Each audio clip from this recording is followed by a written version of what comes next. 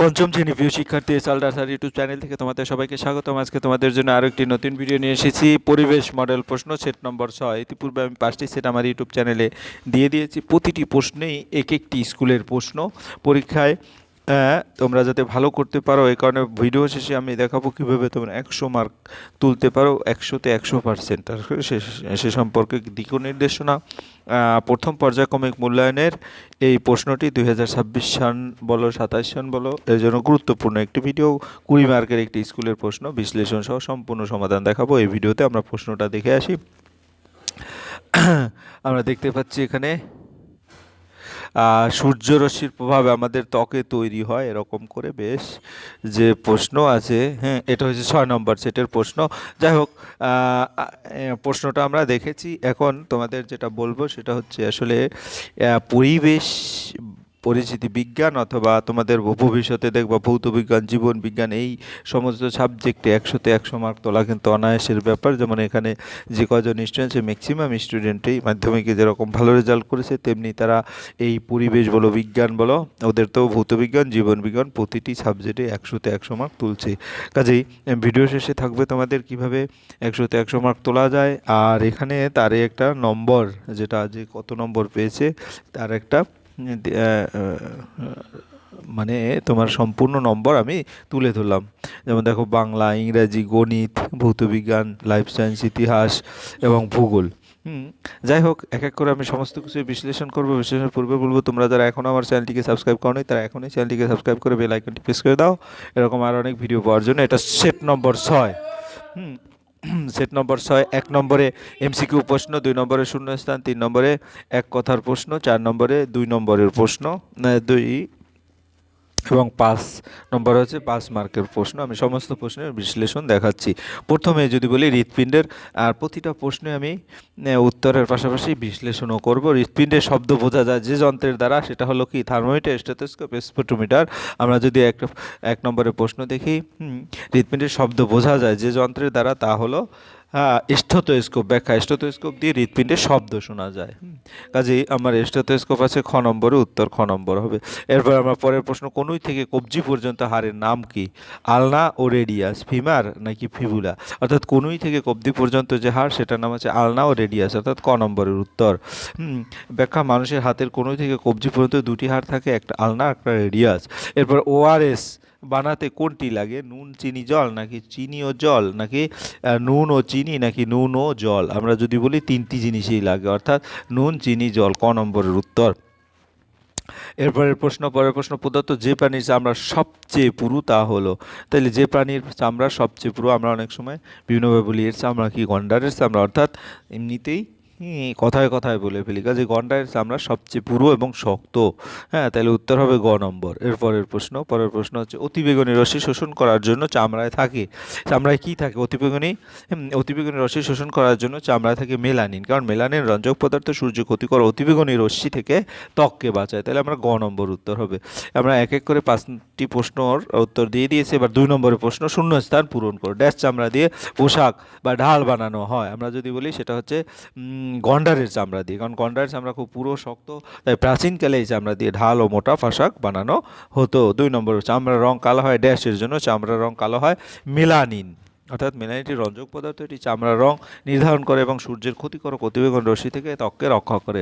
এরকম প্রশ্ন প্রায় প্রতি ম্যাক্সিমাম প্রশ্নেই কিন্তু কমন প্রশ্ন এই বিশেষ করে। তারপরে আমরা যদি বলি 3 নম্বরের প্রশ্ন, শরীরের কটি হাড় আছে কি দেখে জানা যায়? 1 নম্বর, হ্যাঁ, শরীরের যে কতটি হাড় আছে তা কি দেখে জানা যায়? এক্স রে ছবি দেখে জানা যায় যে শরীরে কতটি হাড় আছে। এক্স রে যে যন্ত্রের সাহায্যে শরীরের ভিতরে হাড় স্পষ্ট দেখা যায় সেটাই হচ্ছে এক্স রে। যক্ষা রোগ কোন অঙ্গে হয়? যক্ষা রোগ মূলত ফুসফুস অঙ্গে হয়। যক্ষা প্রধানত ফুসফুসের সংক্রমণ রোগ। এরপরের প্রশ্ন, ওআরএস কিভাবে তৈরি করা হয়? আমরা কখনো ছোট প্রশ্ন কখনো বড় প্রশ্ন হিসেবে কিন্তু এটা পেয়েছি। তাই পরিষ্কার জলে নুন, চিনি মিশিয়ে ওআরএস তৈরি করা হয়। ডায়রিয়া, জলশূন্যতা দূর করতে ওআরএস দেওয়া হয়। 1 নম্বরের প্রশ্ন, কাজে 1 নম্বরের মতোই তোমার উত্তর দেবে। কোন মাটিতে বালি ও কাদা সমান? দোআঁশ মাটিতে বালি কাদা সমান থাকে। দোআঁশ মাটি চাষের জন্য কিন্তু সবচেয়ে ভালো। বিশ্লেষণ কিন্তু লিখতে হবে না, আমি বারবার বলেছি।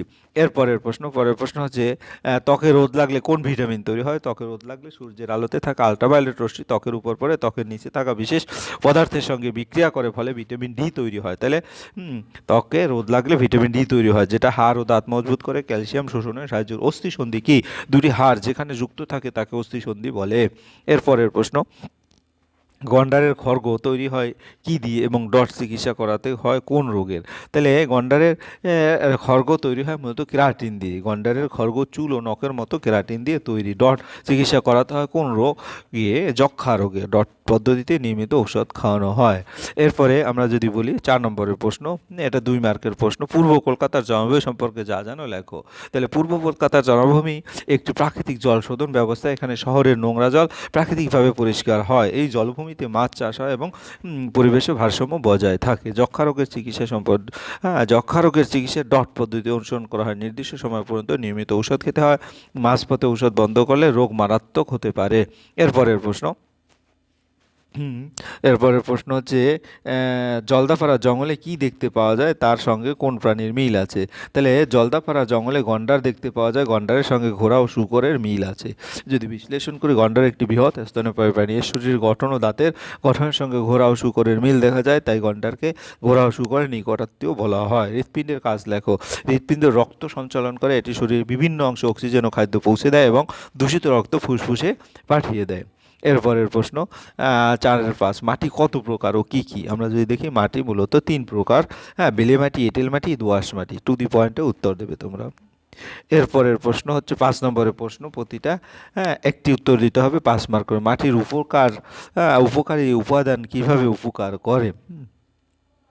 আমরা যদি মাটির উপকারী উপাদান হচ্ছে উদ্ভিদের বৃদ্ধি ও পরিবেশ রক্ষায় সাহায্য করে, মাটির খনিজ লবণ গাছের খাদ্যে যোগায়, জৈব পদার্থ মাটিকে উর্বর করে, কেঁচো মাটিকে ঝুরঝুরি করে বাতাস চলাচলে সাহায্য করে, মাটি জল ধরে রাখে, গাছ জন্মানোর জন্য মাটি অত্যন্ত প্রয়োজনীয়। এরপরে আমরা দেখব 5-2, মাটি অপকারী উপাদান কিভাবে অপকার বা ক্ষতি করে? 5 নম্বর হিসেবে, মাটির অপকারী উপাদান পরিবেশের স্বাস্থ্যের ক্ষতিকর। রাসায়নিক বর্জ্যে মাটি দূষিত হয়, অতিরিক্ত সার মাটির উর্বরতা নষ্ট করে, মাটিতে বিষাক্ত পদার্থ জমে ফসল নষ্ট হয়, জল দূষিত হয়, মানুষের স্বাস্থ্য ক্ষতিগ্রস্ত হয়। তাহলে এই ছিল টোটাল যে প্রশ্ন, সেই টোটাল প্রশ্নের সামগ্রিক বিশ্লেষণ। এখন তোমাদের বলেছি যে আসলে কীভাবে এই বিজ্ঞান সম্মত যে সাবজেক্টগুলি, যেমন ভৌতবিজ্ঞান, জীবনবিজ্ঞান, পরিবেশ ও বিজ্ঞান, 100 মার্ক তোলা যায়। ক্লাস 5-এর পরিবেশ বিষয় 100 মার্ক বা খুব ভালো করতে চাই, নিচের টিপসগুলো অনুসরণ। বই ভালোভাবে বুঝে পড়া, শুধু মুখস্থ না করে অর্থ বুঝে পড়া, প্রতিটি অধ্যায় শিরোনাম, ছবি, চার্ট ও খেয়াল রাখা, গুরুত্বপূর্ণ প্রশ্ন আলাদা করে লেখা, প্রতিটি অধ্যায়ের সংক্ষিপ্ত প্রশ্ন, বড় প্রশ্ন, শূন্যস্থান পূরণ, মিল খোঁজা, এগুলি আলাদা খাতায় লিখে রাখা, নিজে নিজে প্রশ্ন করা, পড়ার পর নিজেকে প্রশ্ন করা, এটা কেন হলো, এর উপকারিতা কী, এর উদাহরণ কী, এতে উত্তর মনে থাকবে বেশি দিন। নিয়মিত লেখা অনুশীলন করা, প্রতিদিন 2-3টা প্রশ্ন লিখে অনুশীলন করা, শিক্ষক যেভাবে উত্তর লেখাতে বলবেন সেভাবে লেখার চেষ্টা করা, ছোট সময় ভাগ করে পড়া, একটানা অনেকক্ষণ না পড়া, 30-40 মিনিট পড়ো, 5-10 মিনিট বিরতি নাও, বারবার রিভিশন করা। আজ যা পড়লে কাল আবার দেখবে। পরীক্ষার আগে কমপক্ষে 3বার রিভিশন দাও। পরীক্ষায় লেখার কৌশল, প্রশ্ন ভালো করে পড়ে উত্তর লেখো, পরিষ্কার সুন্দর হাতের লেখা রাখো, যেখানে সম্ভব পয়েন্ট করে লেখো, গুরুত্বপূর্ণ শব্দ আন্ডারলাইন করো, আত্মবিশ্বাস রাখো, ভয় পেও না। নিয়মিত পড়লে আশা করি 100% মার্ক পাওয়া অযৌক্তিক কিছু নয়। যাই হোক, এই ছিল তোমাদের ভিডিওর সারসংক্ষেপ। পরিশেষে বলবো, ভিডিওটি দেখার জন্য অসংখ্য ধন্যবাদ। ভিডিওটি ভালো লাগলে লাইক, কমেন্ট, শেয়ার করতে ভুলবে না। আজ এই পর্যন্তই। ধন্যবাদ সবাইকে।